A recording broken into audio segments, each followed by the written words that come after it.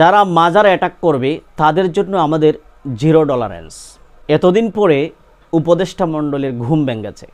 5 আগস্টের পরে বাংলাদেশে যে অরাজকতা কিছু নামদারি মুসলমানরা সৃষ্টি করেছে মাজার ভাঙ্গার নাম দিয়ে, সম্মানিত দর্শক, ইতিমধ্যে সুন্নি জনতা জায়গায় সেটার প্রতিবাদ করেছে।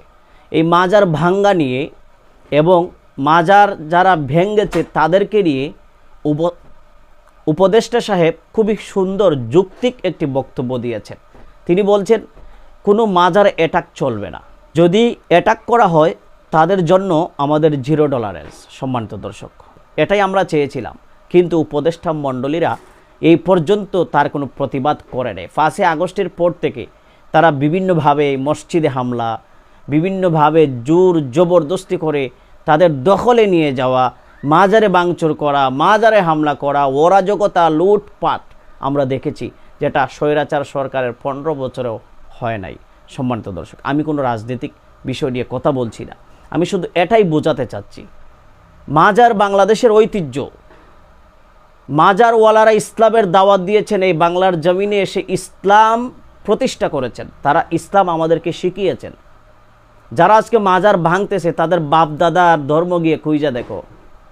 ঠাকুর ছিল ঠাকুর, আজকে তারা মুসলমান হয়েছে, তার বাপ দাদাকে মুসলমান বানিয়েছে এই মাজারওয়ালারা, অথচ মাজারে হামলা। কিন্তু মাজারে যে অনৈতিক কাজ চলে, নারী পুরুষের অবাধ মেলামেশা, সেটা আমরা কখনো সাপোর্ট করি না।